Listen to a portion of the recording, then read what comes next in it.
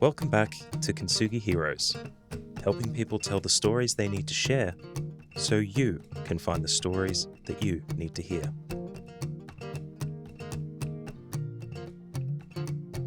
Would you be able to champion voices the world often overlooks? My guest today, Jay Borthwick, grew up on Sydney's northern beaches, spent 3 decades competing at the top in surf lifesaving, and has built a remarkable career at SBS Media, connecting Australians across more than 60 languages. Jay also lives with dyslexia and has turned that experience into a powerful platform for inclusion. This is a story about courage, community, and the quiet resilience it takes to make sure no one gets left behind.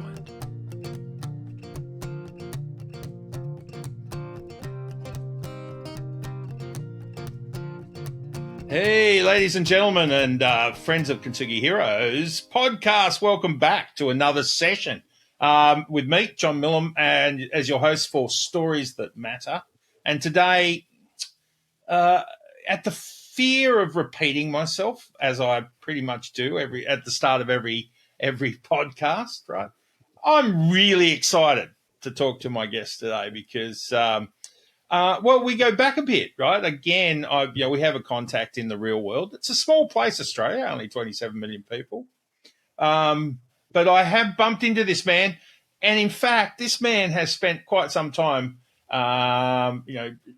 being dragged around the footy field by me, right? So, much faster, but I looked after him quietly. An energetic young bloke who turned into be to make his way in the world. He's done amazing things. He's built a career in cultural media transmission, right? So working for SBS and heading up councils and so on related to multicultural and inclusion elements, which is really exciting. Is a contributor. Is one of those stalwarts that keeps Australia safe. 80% of our population exists on the coastline.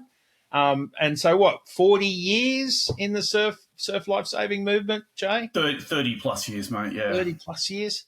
Not as old as me, but and of course, that kind of volunteering, that's really the backbone of Australia. So well done. A rugby man, as I mentioned, a boat sweeper, father, a husband. Man, somebody you managed to keep your wife convinced that it was a good thing staying with you. It's an impressive. I don't know how. Yeah, it's an impressive total, my friend. So that's a quick bio. Jay, what did I miss out, mate? Tell me about Jay Borthwick.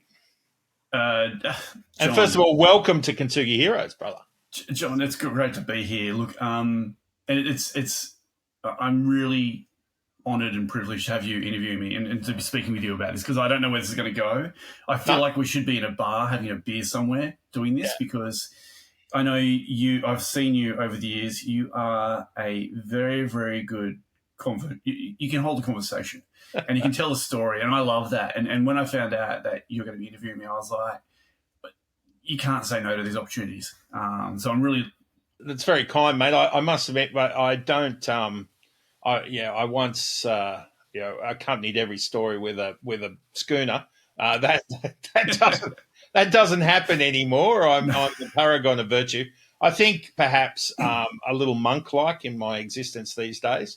That's why I get so much out of tapping into the living vicariously through the experiences of these wonderful guests I get, including you, mate. So you managed to deflect the story of who Jay Borthwick was. I did. Where did you grow up, man? I grew up on the northern beaches. So I grew up in and this is for true locals, I grew up in a little area called Bongan Bay, otherwise known as Monavale Basin. Wow. Born and raised there. My parents were really, they were in the late teens, early 20s, not knowing, as my dad said, at my 21st birthday party, good drugs and bad loving is what created me. Wow. So they only had one child, and I know I'm it. And we grew up in a 2-bedroom unit on the beaches, and it was during the 80s, I got to tell you what, Monavale Basin and Surfview Road is the street which runs along that area. Colourful place. Yeah. One of the there's so many fond memories of living there. Like colourful characters come and go from the unit blocks, and you're always on your toes. As a young kid, there was lots of other kids around in the neighbourhood, and if you weren't playing handball or skateboarding in the street, you were in the ocean. And I spent a lot of time in the ocean. So I remember once I was at the beach and I was probably 10 or 11, and I was playing with a friend in the water, and the mum came over and she said, Dear, where are your parents? And I said, they're at work. And she had this look on her face of absolute fright and fear of like, why is this boy, down the beach by himself? But in all honesty, I knew the ocean, I knew my elements, and I was quite comfortable in them. And then she realised when I said where I lived so close to the ocean. Like you could see, literally my backyard was the ocean. I was very fortunate to have that life of grass and then sand and then salt water. So every day was an adventure in Monavale. But from there, I've always grown up around northern beaches, and I've moved away a couple of times. I spent a year in America. I lived in America in Nebraska for a while and travelled around there. In that year, I travelled by myself as a year of self-discovery.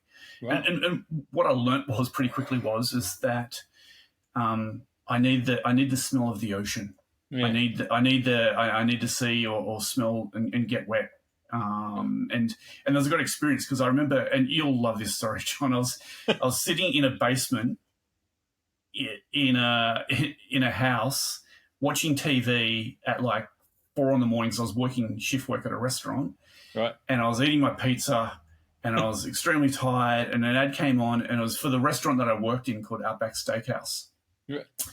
Now the ad had and what you got to appreciate here.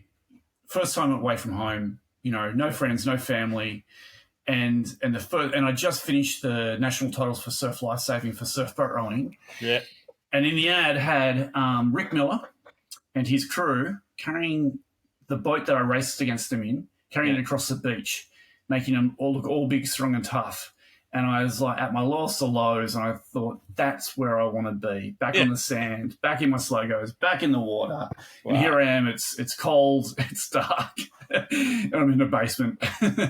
So Rick had that effect on people. Everyone wanted to get back and beat him, right? He was R.I.P., our friend and a famous competitor in the surfboat rowing. Tell me, Outback Steakhouse, right? Yes. Is that the place where, what was it, blooming young onions or something? Blooming onions, the mahi-mahi, and the ribeye were the specialties I always had to sell. That was quite a unique experience.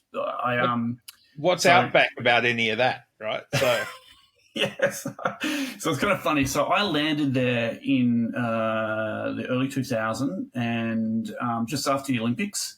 Yeah. So and I won't go into full details, but long story short,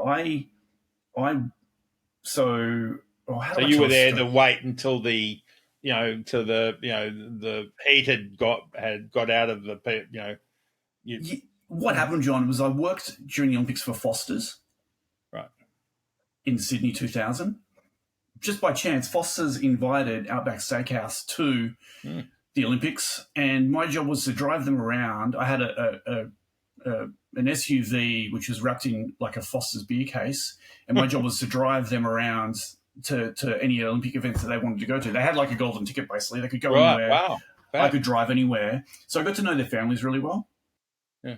And then I had a friend that fortunately had a restaurant in Nebraska, which was an Outback Steakhouse. So they didn't know that I was going to work over there because I was working over there just quietly, illegally. Let the heat die down off your. Yeah, I was working for tips. It was a fun time period. But when I got there, they had the Australian Survivor Series on, and what happened was that the owner of the restaurant, our family friend, said, "Hey, we've got the Nebraskan news team coming to interview someone at the Outback because we're having a party. Right. You're it." Oh, wow. I was totally jet lagged. I had my eyes hanging out of my head. Anyway, I did this interview. about Australia and how I'm Australian, how privileged I am and stuff like that. And a couple of weeks later, I show up to work and Jake, the owner, calls me and he goes, "Jay, the head of Outback Steakhouse sees all of our collateral, marketing collateral, and TV collateral, and he's seen you and he's identified you as the person that drove him around during the Olympics." Yeah.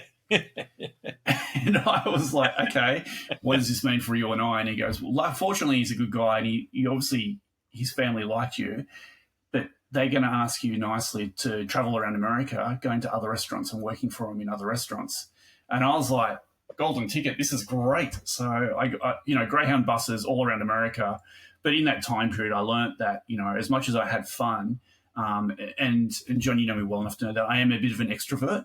I do dance on one foot to the other, but I learned while I was over there is that I can also be an introvert. And I have two caps now, which I can either be the extrovert when I want to be, and I really enjoy the introvert stages of my life when I can sit back and just watch and explore the world. By introvert, are you meaning you're okay with sitting with yourself, being alone, just Yeah. I love those moments of solitude. I think it's an opportunity which is lost in our society, is of being able to sit still and just collect with your own thoughts. I think one of the things there's a thing on social media where I saw it was called raw dogging, where people would sit on a flight and do a 90-minute flight, you know what I mean, without anything. And I was like, that's how I used to catch a bus. Yeah.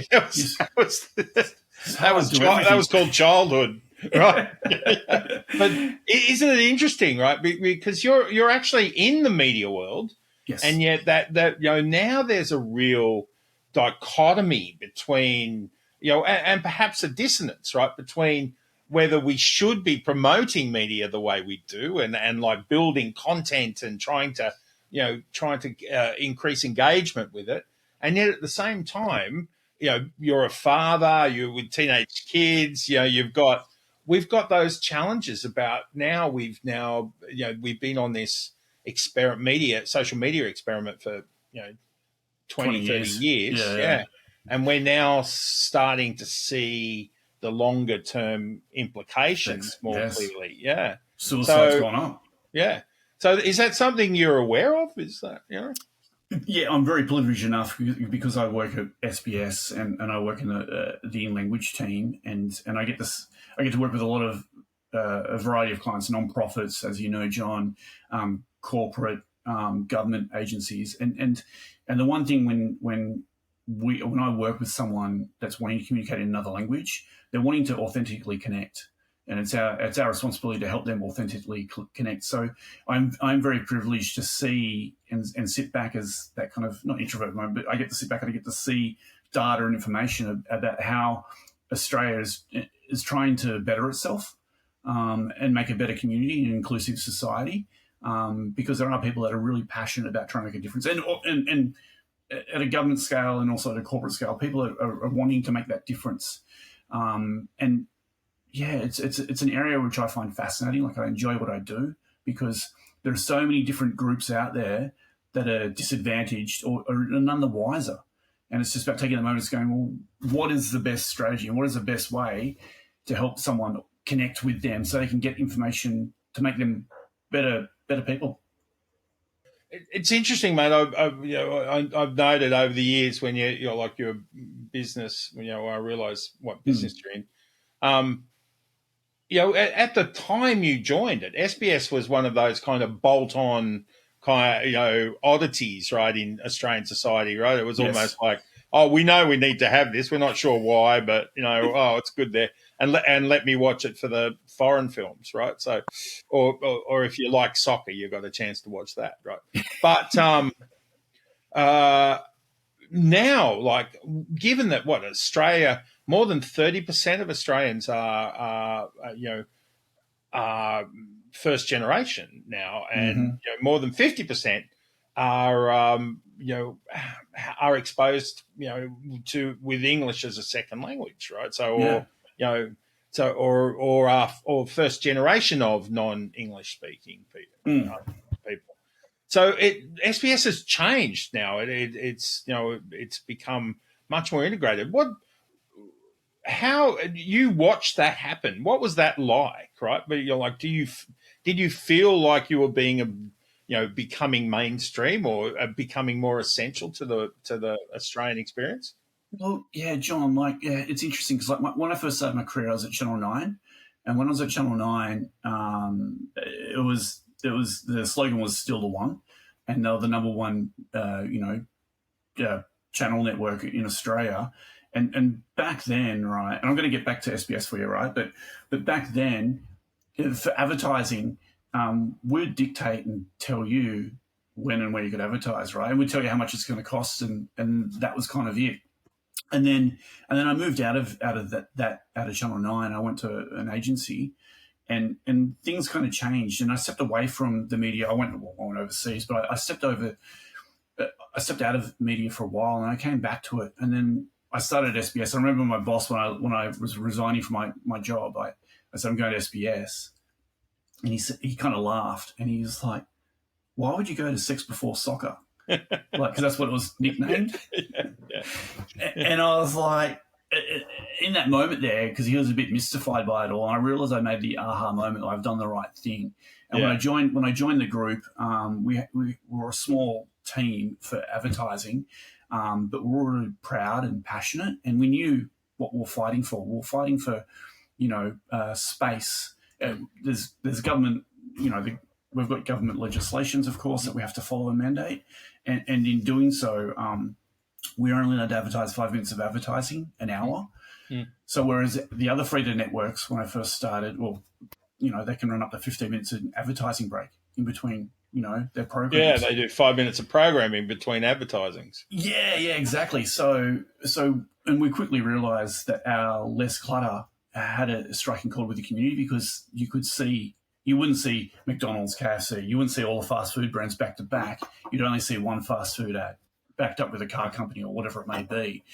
And when you work in an environment where, in advertising especially, where you're a small group, you've got to be nimble, and you've got to be strategic with what you're presenting out there in market, right? So at SBS, we work really on an oily rag, because while we do sell advertising, all that money goes back into building better content, because we're a non-profit.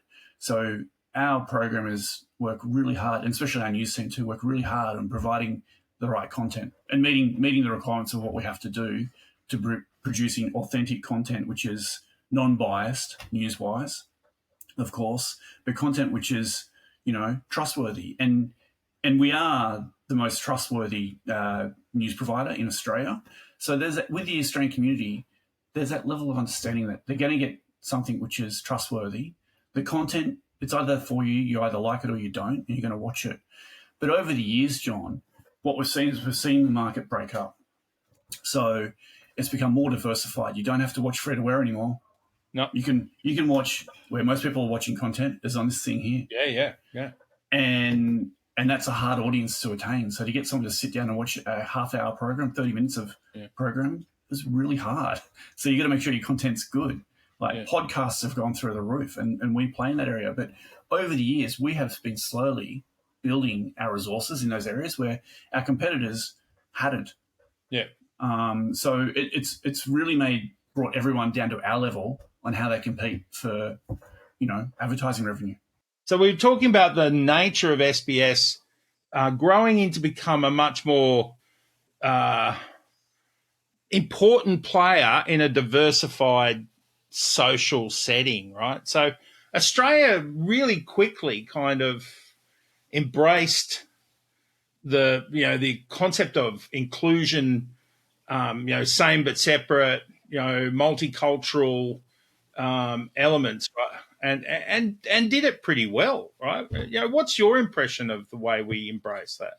I think there's always more to strive for, and I think when we use the word embrace, I think all Australians want to embrace change, and but it's just about finding at the right time period. Of course, timing's a big thing, and then the next thing is too. It's about who and why, and I think we're still embracing certain changes within Australia. We're not fully there. I think we've still got a long way to go, and SBS is one of the I think leaders when it comes to the focal point of getting communication out there in multiple languages, which is great to be in an inclusive society. Yeah, because this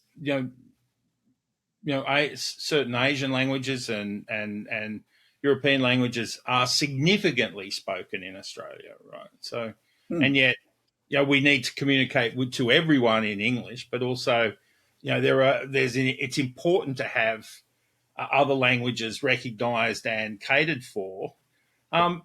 Mate, how many languages do you speak? Well, English is my one and only language, and I struggle at that because I'm dyslexic. So if you had have asked 10-year-old Jay whether he would be working in multicultural communities and translating thousands of words a week, the 10-year-old Jay would have laughed and would scratch his head and go, why would I do something like that? So you just opened a gateway to new questions, and we'll go through that gate in a minute.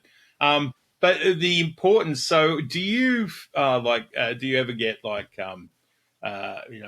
jealous that other people are communicating around you in different languages? Right? So. Oh, look, no, I don't. I when I took on this role, when I moved out of media and I moved into the translation side of things and multicultural communities, I had to go in there with a growth mindset and be curious at everything that comes my way, because there's so many things to learn, and there's so many cultures and there's so many things that take place where it's like I had no idea. So you're always learning and always developing, your own kind of like little book of knowledge. And that's what kind of inspires me to every phone call, every job I work on. There's always this kind of like, all right, what do we do? Like, what's this? Where's this going to lead to? And it leads to something, because whoever you're dealing with is really passionate about what they do. So, and when you're dealing with multicultural, but when you're dealing with translators, they're really passionate about what they do. It's about getting it's not just doing a translation, like, I'll write something down on a notepad, right? And it might be half right. Do you know what I mean? But they go to great detail to what their job is. And that's not only just the translators, there's also the voice talent too, because we obviously record in multiple languages too. And the voice talent are proud of their voice being associated with, whatever it is they're doing.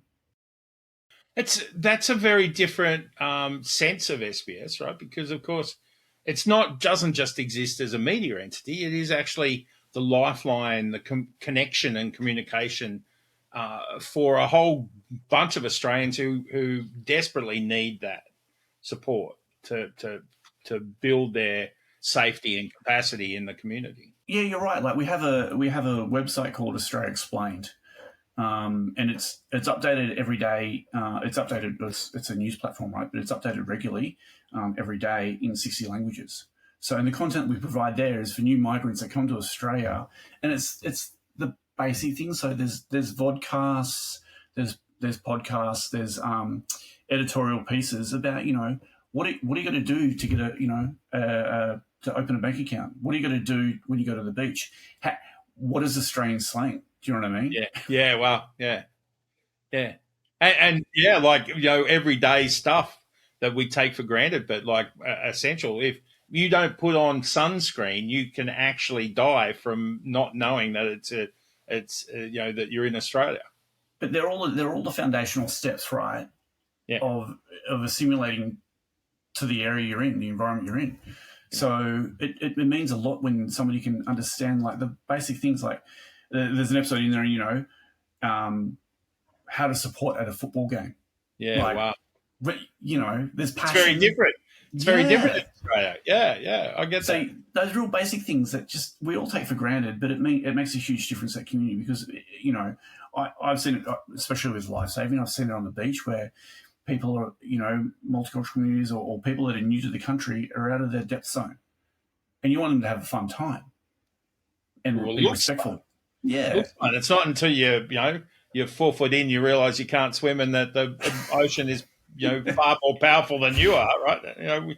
We've all pulled those people out. We have, but it's making sure they have a fun time. They walk away knowing that they've had a fun, safe time period, and they've learnt a little bit more about the community. So you're a lifesaver on the beach, and also a lifesaver at work. That's lovely, right? Well, yeah. So the other thing I took on board as a voluntary role is I've been a part since it's 2018, 6 years. We started the Access group at SBS, which is the EAGs. So it's engagement for the staff members. So there's the Pride, there's the Multi, there's the Greens, and then there's Access, right? And I joined that group because I learned, because Access is about people with visible and non-visible disabilities. And at that time period, so I'm dyslexic, and I was kind of raised never to talk about it, never to speak about it. Just keep that quiet, because it's that's a vulnerability that if it could get exposed at work. And I always had that kind of mindset. And then our ex-MD did this speak, and it all happened in this time period of my life where there's change happening. And the MD was speaking about how he identifies as gay, and that he was always told never to share it, never to speak about it. And I kind of aligned with that, like always keep something like that's private. And then he came out and spoke about it, and I thought, well, why can't I speak about my dyslexia? Why can't I speak about my disability? In that time period, Access was starting up, and I decided to join up. And then, and the reason for that is because my eldest daughter is dyslexic, and I was like, what kind of a man would I be, or a parent would I be, if I told her not to talk about it? Like, we've got to embrace this. So I embraced it full-heartedly, and now I'm the co-chair of the Access group, and we've done so many great things in the 3 years that I've been a volunteer as co-chair that I'm quite proud about. And it's about building, as you know, John, building a legacy so that when you step away, the legacy continues on and it goes in the right direction, because everyone who's a volunteer has got their heart in the right place. But it's about building little foundations where they can continue on that legacy. I think that's highest expression of a human being, of service to other humans, right? So finding a way to do that in modern society is pretty tricky sometimes, right? So it sounds like you've done well. So, and of course, you working in communication and connection, right, with dyslexia isn't that running into the hard bit and saying, right, like, let me run towards the problem instead of like trying to get around it. It's embracing who you are, and it's using all the resources that you can use. So like I learned at a young age that I'm really good at organizing people and situations to get to the goal that I need to get to. And I've always adopted that. I did that when I was rowing. I found the rowers, organised the accommodation, the travels and stuff like that, organised the training, and did that. And then at work, of course, like I don't speak another language, but I'm good at listening. And with listening comes is hearing a person's problem and finding, a potential solution for them. And it's about pulling the right people around the building into the one room to come to a solution for that problem that may be communicating, to new migrants to Australia that have low literacy levels here in Australia. Yeah. We're not going to write anything for them. We're going to do it in audio for them because they're going to understand it if it's spoken and not written. Yeah.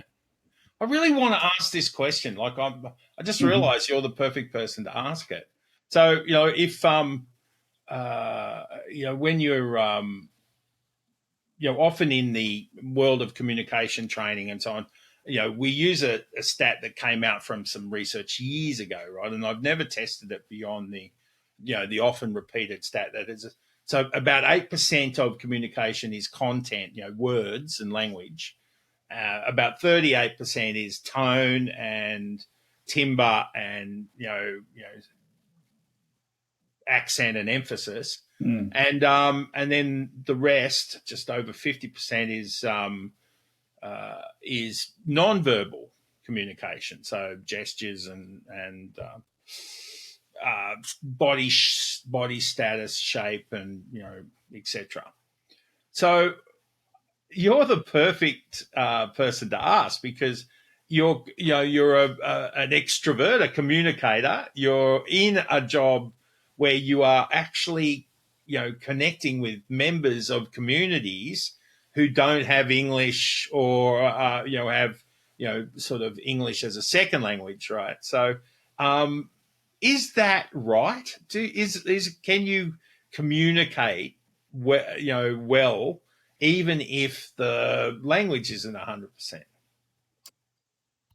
Yeah, you can. Like, there are so many scenarios where you got to look at the culture, and one of the things is right is every culture has its own. We'll talk about body language, right? Has Yep. their own way and structure of how they communicate, and like it's funny you bring up body language because for me, body language is a huge part of the negotiation, the process, and reading the room. And when you're brought into an environment, it helps if you know what community you're dealing with and their background story. We have at SBS, we've got a cultural atlas website. We can do a little quick run through if you're dealing with a particular culture. You can Cultural atlas, so I can find out if I'm having a meeting with members of one community. I can check in and go, what should I know about greeting them, or yeah, some things I should be worried about so I can be culturally respective to Yeah. that community. Yeah. And that helps a great deal because I've been in meetings over the years, John, where I thought the meeting was going really poorly and it's actually doing really well. And it's because culturally I wasn't aware of what was taking place. But now, as I've matured, that cultural atlas is a great resource for me because you can do a little quick update. You can go, oh, I got a half an idea here. I reckon I can work with this. And it changes the whole attitude of the meeting or the process of communication. So for me, like John, what you're saying about the breakdown, the percentages breakdowns, reading the room and the body language is a huge part. While the language may not be there, everyone, if you're in that room, everyone's heart's in the right place. So, and it's about, breaking it down to what they want and what you want. I always believe in any negotiation or any dealings with anyone, it should be a win-win scenario at all times. And there are cultures out there that don't really operate like that. So it's about understanding that from the get-go and then going, well, all right, what's the best win for both scenarios here where it's not a win-lose, because I want to make sure that I walk out away with this negotiation with a win. And I want to make sure that they do too, because I don't want to rip anyone off. I want to make sure it's a fair trade here. Absolutely. Hey, communication to other cultures in our community, right? Because we're all in, sort of sub-communities and communities now. So essentially we're in the same place doing the same thing, but we have different perspectives, right? Different cultural perspectives. How would you say we have, from your experience in talking to so many different aspects of the Australian, mosaic, right?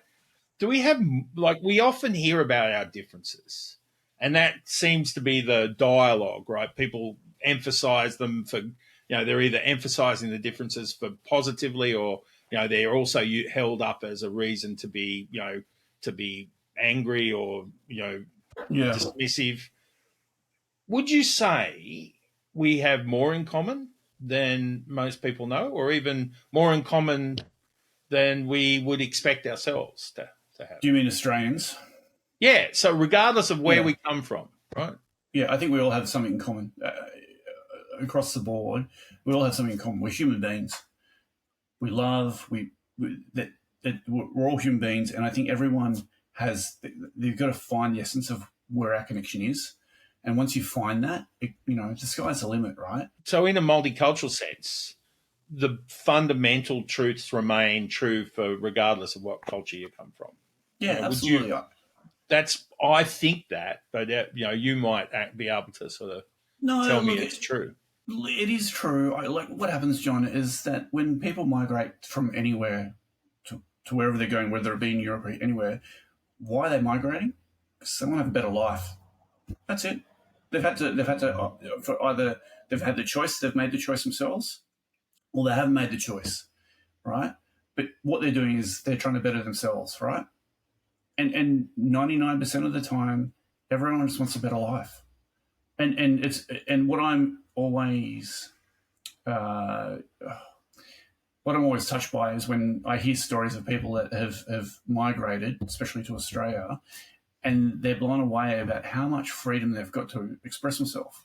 And that's truly a humbling experience when you hear stories of people not realizing. I had a funny story I got to share, but this in my early career, working with multicultural communities, I was working with a team member. She's Indian. She'd moved from India, arranged marriage, met met the person through a family online, married, moved over to Australia. And then it was a Monday morning, John. I was probably at a surf carnival with you, right? And been in the beach for 8 hours. So it's Monday morning. I'm sunburnt and just going through the processes.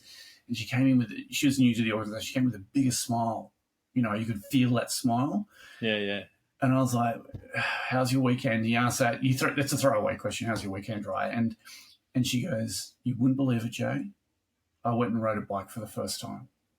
And I was like, what do you mean? Like, I get you haven't ridden a bike before. She goes, I've never ridden a bike and I've never ridden a bike outside. So she had experienced bikes and seen bikes before, right, from where she grew up in a village, right? Because she's female, wasn't allowed to ride it. And her husband was like, let's go for a ride. And she was like, it was the best fun I've ever had. I take it for granted, but that moment made me realise how touching that was. So now she's an avid bike rider because of that one experience. I reckon SBS has done a lot of the heavy lifting in helping Australians be so, to gain different perspectives. And do you get that sense of like mission, right?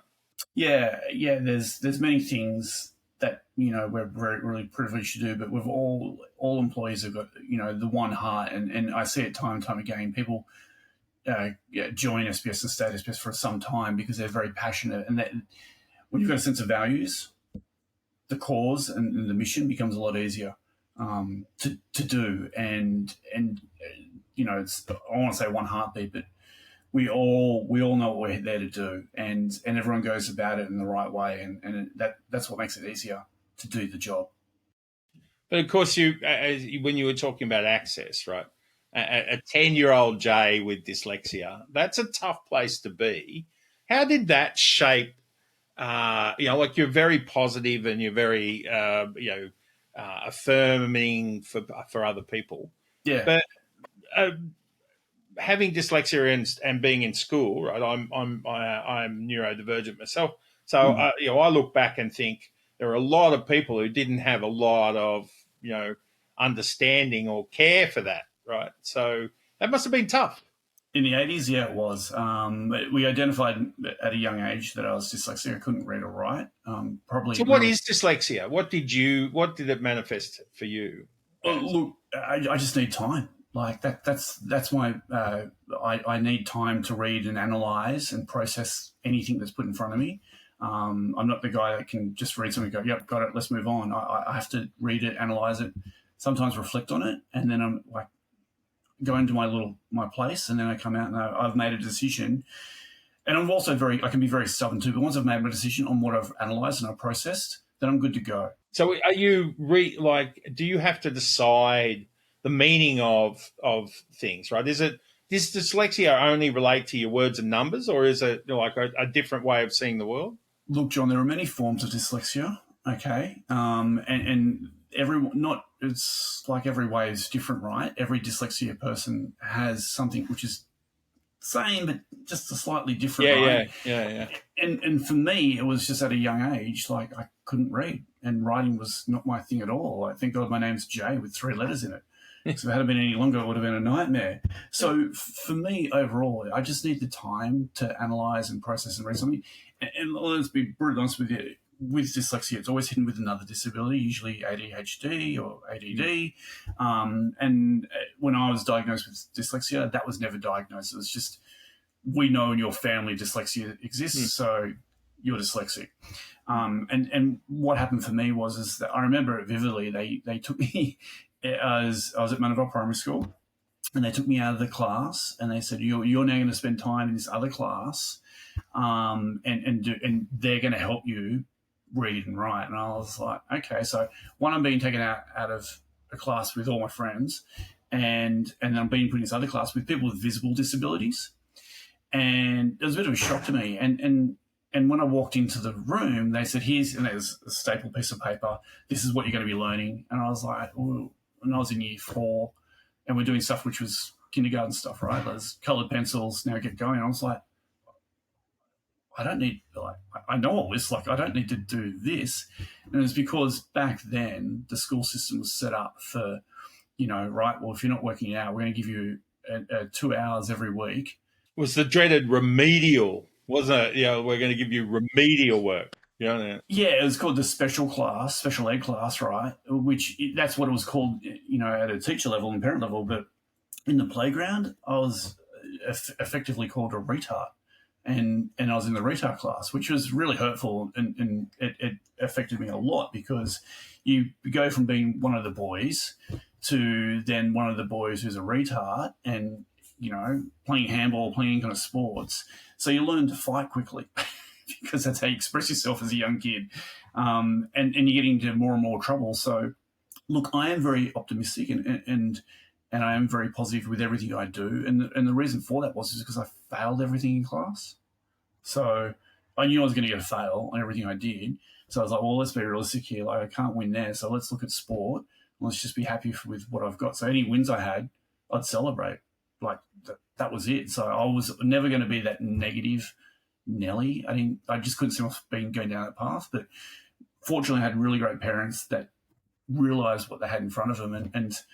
And like, fast forward, I got to high school and I had a good community around me, good foundation of friends around me. That makes a huge difference too. Yeah. And then they did this thing, John, in the 90s when they won the Olympics for Sydney 2000s. They did a tryout day. And this was a pivotal moment for me. I went and tried out with, 15,000 other kids to do a sport. And at that time period, I wanted to be a basketball player. And I was never going to be a basketball player, but I remember vividly the moment they did the beep test.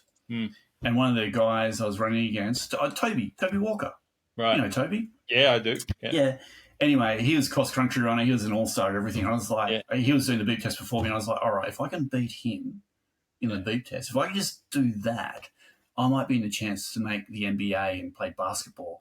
My goals were so unrealistic and whatnot. Yeah, and anyway, I beat him in the beep test, and he was angry, of course, and that's another story in itself with Tobes. But anyway, this guy came out, 6'7" German guy came out with a clipboard, and he said, come over here. And he's asking me, all these things. And he said to me, the oddest thing I've heard, he goes, can you swim? And I kind of looked up at him and I was like, I was 14 at the time. I was like, yeah, I can swim. I surf every day, Yeah. And he goes, good, you'll make a good rower. And with that, he spun around and walked off, and we got a phone call saying you've been selected to represent and row. Identified as rowing talent. Right. And then I joined this rowing program, and I was like, I don't even know what the sport is. And I showed up the first day, and knowing that I could float and swim, and it was a comedy of errors. And we had an East German coach who realistically, right, he had no idea. This is my first kind of in touch with multicultural communities, right? East German coach, right, who won gold medals at the Olympics, right, had this very, very focused mindset, right? He's now got Jay, whose head's all over the shop and wants to surf, swim, play basketball, right? And he's trying to tell me how I should be this elite athlete, and everyone else too in the program. Yeah, which wouldn't have been like East Germans and Australian kids must have been a challenge for him, right? So. It was. We sent him grow really fast, and he was a lovely. When you get to know him, the nuts and bolts, he's a really lovely character, but at the same time too, he's hard, and we weren't used to that. But what he did for me is he made me realise what discipline was and what commitment was to. Yeah, you got to set. Yeah, you can't read. You shit at school. That's fine. However, if you get up at 4:59 before the sun rises and you're on the water at this time period and you put in the effort, you'll see results. And I did that. So my career ended with stillwater rowing, unfortunately. I hurt my back. That was the first Olympics where they were going to bring in lightweight rowing. So they saw me as a potential lightweight rower, but I trained with heavyweights, and my back was never going to survive doing all that training that they were doing in the gym, and I just never recovered. So governments being governments can't afford to have injured people around, so they got rid of me. Well, that the lifesaving movement picked you up and fed you the medals, right? So it did. It was very fortunate that I lived in an area where I'd watch the boats go in and out, thought nothing of it, and then after doing my time in a stillwater boat, and then being to combine a sport that I believe I'm good at to being in the surf, which I love, it was like this is a match in heaven. This is perfect for me. But what it did for me, though, was it built up, getting back to dyslexia, you got to put in the effort to get the results. There's no denying that. And you got to take accountability for everything you do. So, and if there's one thing I hate is people saying, oh, it's because of my disability. It's like, yeah, so what? Like, figure it out. Yeah, I like the sense of getting a diagnosis late in life, the sense of being informed but not being defined, right? So I quite like that. Is that how you see having dyslexia? Well, yeah, like I've since the pandemic, there've been a lot of people identify at work with a neurodiversity of some kind, and there's nothing wrong with that. But what really inspires me is that there's a lot of managers out there that are presented with this challenge. It's like, well, there's nothing wrong with the person before they were diagnosed, but we've now got to find them on their journey to continue to be their better selves and identify with whatever it is they're identifying with on how they can take those moments. So one of the things we did was at SBS was we saw this trend happening that, when we first started Access, there was 2% of the employees that identified with a disability. And I was like, right, well, we've got to increase our education and knowledge in this area. And now we're at 14% of our employees identify with a neurodiversity, right? So more and more people have come out openly because they're confident to talk about it. But there's also been people who have been diagnosed later on in life. So people being aware of it, it wasn't understood. To be honest, dyslexia wasn't understood. Like even the teachers at school didn't really know what dyslexia meant. No, they don't. But what we did, getting back to my point here, John, is that what we did was we identified those people with neurodiversities that need moments where they need to kind of just have a moment to themselves. So we created a sensory room. So the sensory room is an area where anyone can go to and sit in there. And we've set up with couches and chairs and blankets and fidget spinners, right, where you can sit there and you can dim the lights, you can close the blinds, and you can just have that moment to yourself just to reorganize yourself, because most of our offices are open environments and they're noisy and they're loud. And if you go into a noisy, loud environment and you're told you have got to work, it becomes, you've got so many things going on around you, it becomes clutter. So you need that moment to take it back and kind of go, all right, calm the farm, give myself a moment, I can go back out there and do my job. Yeah, it's really important for, say, people on the spectrum with ASD or something, to reduce the sensory load at times, right, when they're having an experience. So that's amazing stuff, right? But what about just taking that further, that the sense you've used the term visible and invisible disability. And of course, neurodiversity, like it's amazing how quickly it is sort of being sort of exposed as a percentage of the population. So what changed? Why suddenly can we see what was invisible for so long? What you lived with as invisible? Why can we see that now? Yeah, why can we see it now? Because there's more and more research and there's more and more knowledge in regards to the neurodiversities out there. So one of the things when this was all taking place with the sensory room and more and more people were identifying with a neurodiversity, we aligned with this organisation called Sunflower. Have you heard of Sunflower? Yeah. So we aligned with them because it's like, all right, well, we need to raise the awareness. I have my badge? I have my lanyard. I have a lanyard for it. Right. And I also have a wristband too where I wear the Sunflower logo. And it's just a subtle nod to say, hey, I get it. You don't have to say, John doesn't have to expose his neurodiversity if he doesn't want to. Again, extrovert, introvert, happy to talk about it, right? You may not be happy talking about what your neurodiversity is. It's an invisible disability. But if you wear the Sunflower lanyard and you're having a moment and you're wearing that lanyard, I know that you just need a moment. And it changes the whole concept of how we engage with one another. It's like New South Wales Transport took it on board. Great idea for them to do that, right? Yeah. People could be having a moment on public transportation and it's like, well, what's his problem? To, hey, you okay over there? Changes everything, doesn't it? Yeah. But so many interesting things. Like we keep thinking about society getting steadily going downhill. But when you think about the level of awareness that that's grown around a particularly tricky subject, right? It gives me hope, right, that we are actually doing some of these things with intention and doing them quite well, right? It seems to be better for, say, neurodiversity. We've dropped stigma faster, and we've sort of developed a space for it Yeah, we faster have, than, mate. say, depression or anxiety or or alcohol and other drug stuff. Right. Well, look at look at the environment we're in right now. We were talking about social media before, okay? It's an environment where you don't have to engage with anyone, and you can, and like as much as you control, I question that, control what you're looking at. But the algorithm can quickly figure out what your interests are, right? So you get being bombarded in the workspace, in your local environment, and then when you get disconnect and you're at home, you've still got this thing here, right? And it's really, it's coming down to have that deliberate exposure to what you want to see and what you don't want to see in your surroundings. So with neurodiversities, right, there's a lot of clutter, and you've got to be able to clear it all away and really set yourself, a strong foundation of what's going to make you a better person. So, as a champion of those kind of disability, invisible and visible, sort of, do you take that in? Like, are you trying to actively change your environment at work, and do you bring that home and into the community as well?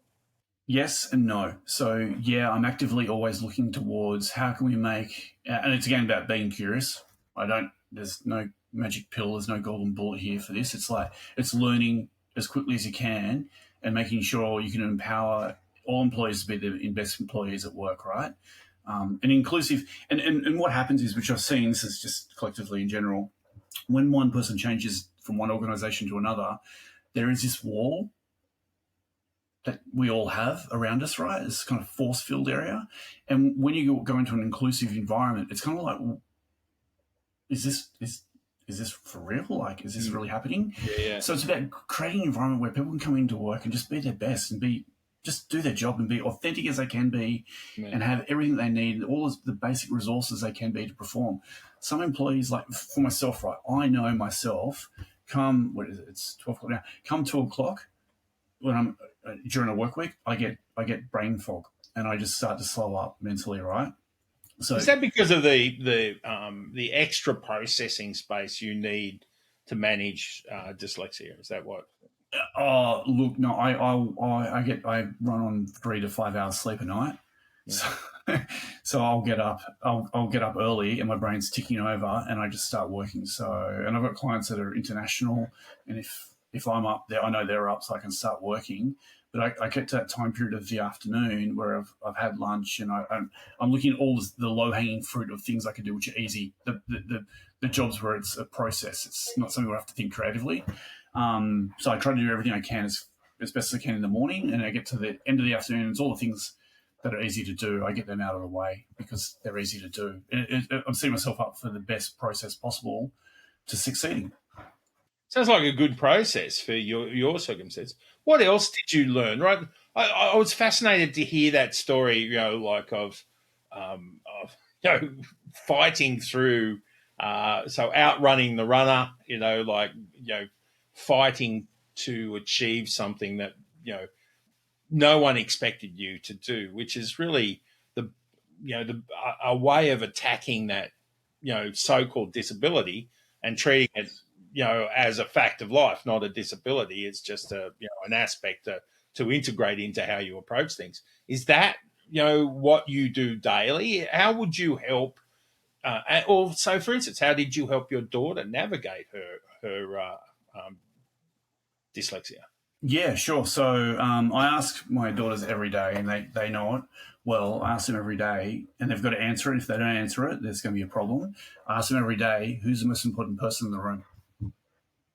And it's got to be them, because you can't help anyone else until you help yourself first. So for me, it's building that confidence to know that they're in a safe place and that pass, fail, whatever it is, whatever the measurements are, the metrics are, if you've given your best, that's all that matters. After that, if you've given your best, you can only go up. You can go down too. But if you haven't given your best and you're honest with yourself, well, then you know where you stand. So I think one of the best moments, I'm going to use you, John, for this story. I've been waiting for this moment, actually. I spoke to Ian about this. But, but one of the moments, right? I have no idea what you're about to say. I've told the story to you before. I'm sure you'll remember. But I remember being a young 18-year-old. I was 18, 19 years old, and I was playing rugby with you. And we'd played fourth grade, right? So just to give context to everyone listening, second rower, John being prop, right? Wisdom and knowledge on his head there for John, and me inexperienced and youthful and energetic running around the field, right? So we've just played fourth grade. You and I were running on for third grade. To be honest with you, I was struggling out there, and I was kind of walking between rocks and malls, not because I was unfit, but because I'd been out the night before and I was hungover, right? But what the moment that sparked in me in that game was we were playing French's Forest, you know them well, John. Yeah. And it was a passionate game, and you ran past me and tapped me on the arse and said, "Come on, mate." And I remember, like, one, just in shock, and two, going, how's he passing me? I should be beating him to every place, right? And that moment then I realised I wasn't having an honest go. I wasn't trying my hardest. I was just going through the motions.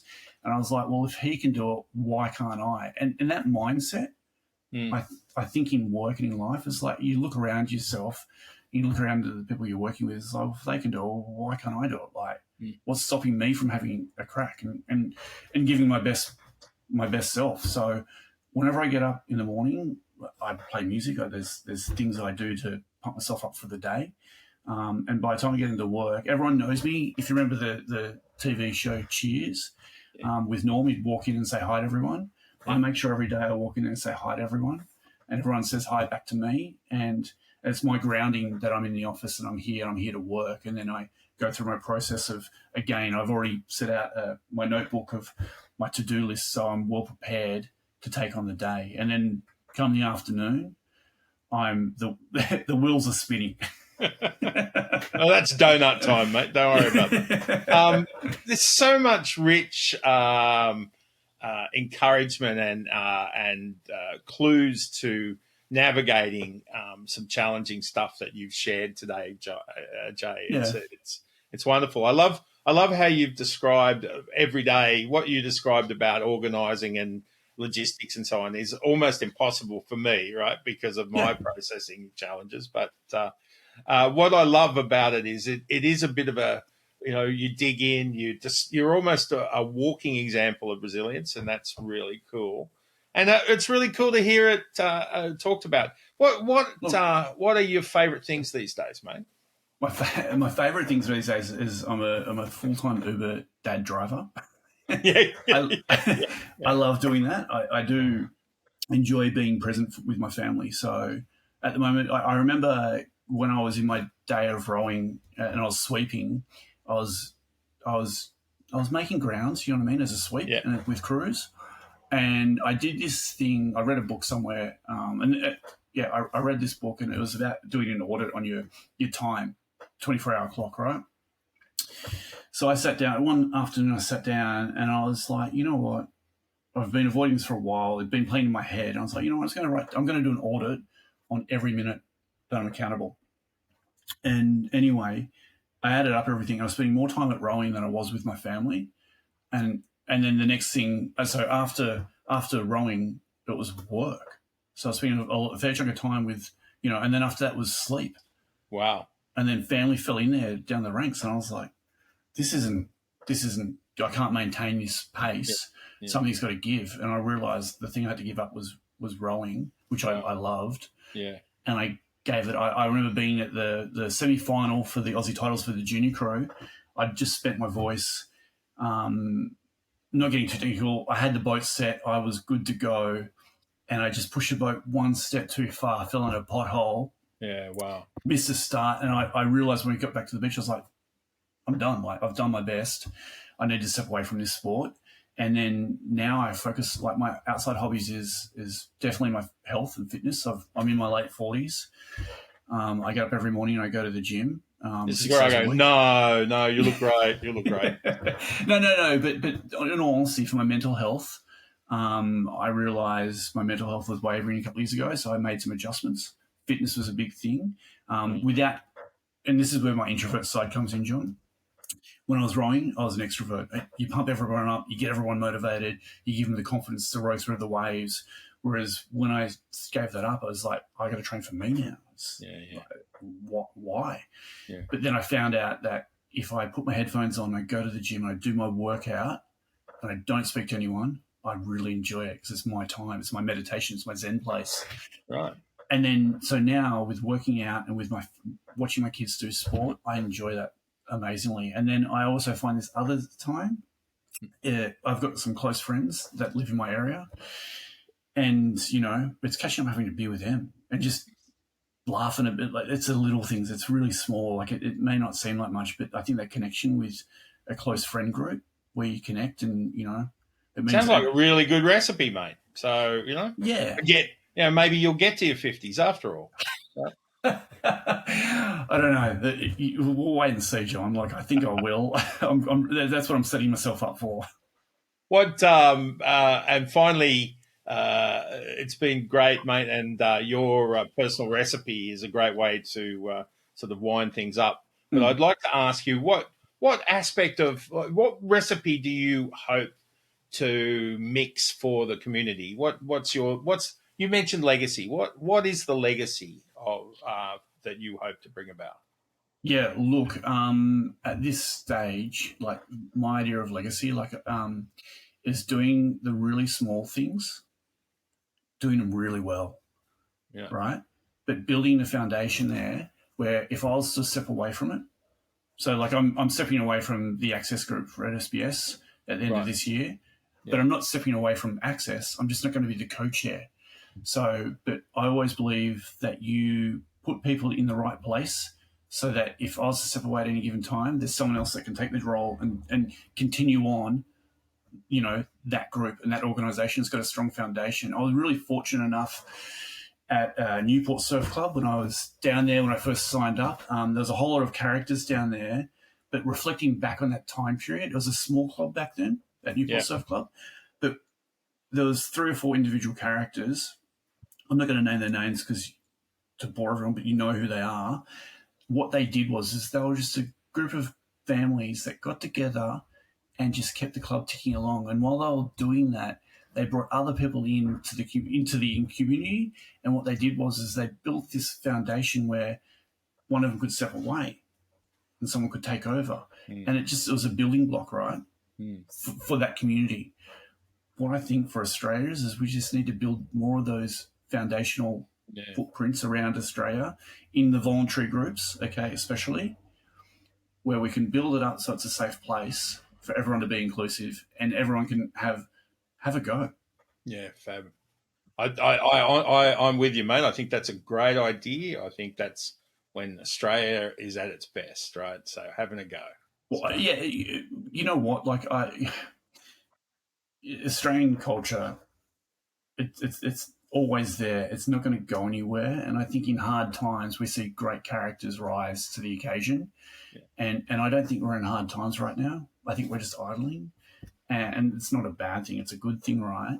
But I always believe, when the moment comes, there's someone stoically who will stand up to the occasion. And I believe there's many Australians out there that are just waiting for that moment where they've got to stand up and really support the community. Beautiful. I'm with you, mate. Thank you so much, Jay. It's been a joy to chat. Really looking forward to the next time. And next time we'll either have a beer or a coffee. So, I'll have the coffee. You can have the beer. I think, John, we need to do that with some other people involved. I think get some of the old boys together too for that. Yeah. Well, our we've never been as good as we're getting to, next time we meet, mate. So we get better every time we meet later at this time of life. Fine wine we know as well. Yeah, I remember just how good we were. Right. John, thanks for your time. I've really enjoyed this, mate. Mate, thank you, and all the best with the family and the work and the mission. Fantastic stuff, brother. Thanks, mate. You take care. I'll speak to you later. Cheers, man.